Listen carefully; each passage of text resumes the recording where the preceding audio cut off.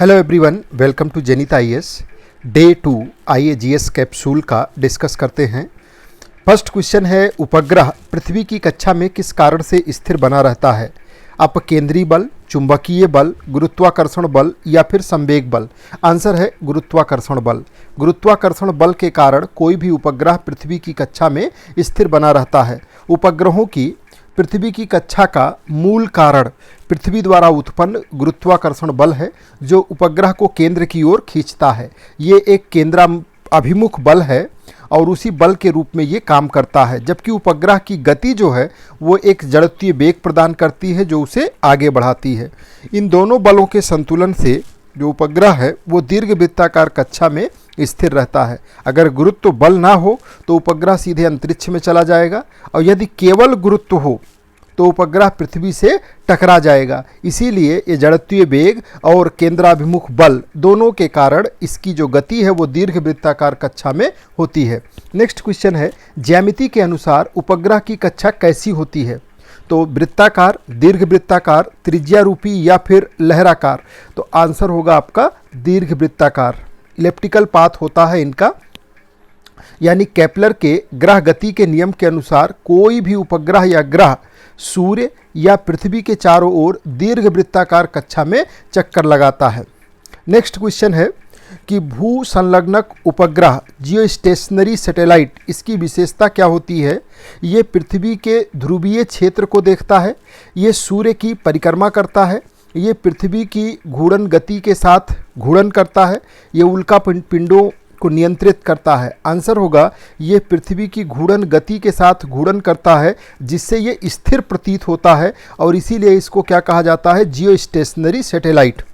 यानी कि भू संलग्नक उपग्रह पृथ्वी के भूमध्य रेखा के ऊपर, यानी 35,786, कभी कभी ऑप्शंस में लगभग 36,000 किलोमीटर भी लिख करके आता है कि ऊंचाई पे ये स्थित होता है, और पृथ्वी की घूर्णन गति के समान गति से घूमता है, जिससे ये पृथ्वी के एक ही स्थान के ऊपर स्थिर प्रतीत होता है।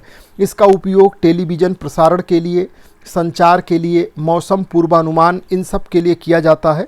ये ध्रुवीय क्षेत्रों को कवर नहीं कर पाता, लेकिन एक बड़े भूभाग को निरंतर देख सकता है। नेक्स्ट क्वेश्चन है, डीडीटी के जैव आवर्धन बायोमैग्निफिकेशन का प्रभाव किस पर सबसे अधिक पड़ता है?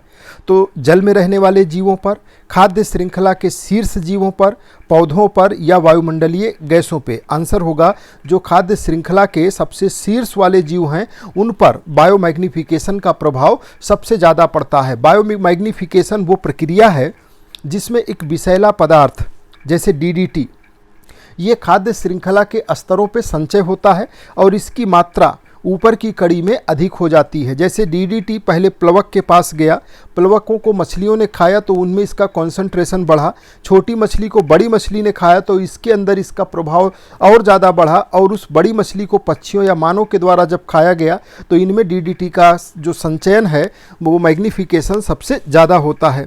और इसका प्रभाव क्या होता है? डीडीटी के कारण अंडों की खोल पतली हो जाती है, मनुष्य में जो तंत्रिका तंत्र, प्रजनन तंत्र है उस पर असर पड़ता है।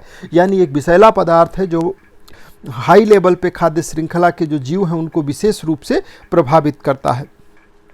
कार्बन मोनोऑक्साइड गैस का मानव शरीर पर क्या प्रभाव होता है? फेफड़ों को जला देती है, ऑक्सीजन वहन क्षमता को कम कर देती है, रक्त में चीनी बढ़ा देती है, कैल्शियम नष्ट कर देती है। आंसर है ये ऑक्सीजन वहन क्षमता को कम कर देती है।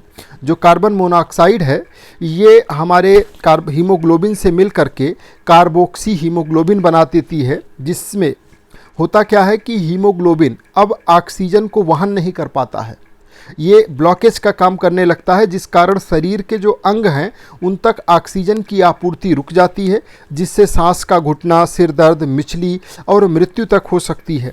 ये गैस बिना रंग गंध की होती है, घरेलू हीटर, वाहनों के धुएं आदि से निकलती है, और ये जानलेवा गैस के रूप में मानी जाती है। इसकी हीमोग्लोबिन में विलयता जो है वो ज़्यादा होती है। कार्बोक्सी हीमोग्लोबिन बड़ी आसानी से कार्बन मोनोऑक्साइड के साथ मिलकर के बन जाता है, जो हमारे ब्लड से ऑक्सीजन को क्या करता है?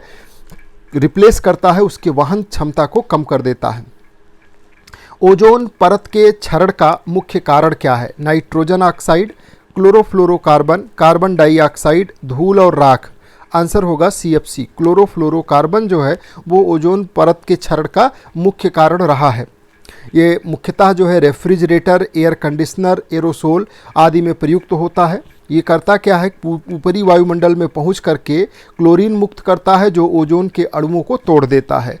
एक CFC जो है वो हजारों ओजोन अणुओं को नष्ट कर सकता है, और फिर अगर ओजोन लेयर नष्ट होगी तो सूर्य से आने वाली जो अल्ट्रावायलेट किरणें हैं वो पृथ्वी पे ज़्यादा आएंगी, क्योंकि ओजोन परत उनके लिए छतरी का काम करती है, और जिससे फिर त्वचा कैंसर, नेत्र रोग, फसलों को नुकसान, ये सारी चीज़ें होती हैं। एक इम्पॉर्टेंट टाइम था 1987, जिसमें मॉन्ट्रियल प्रोटोकॉल के तहत CFC को नियंत्रित करने का प्रयास किया गया, और ये दुनिया का एक ऐसा समझौता था जो अपने उद्देश्यों में सफल रहा।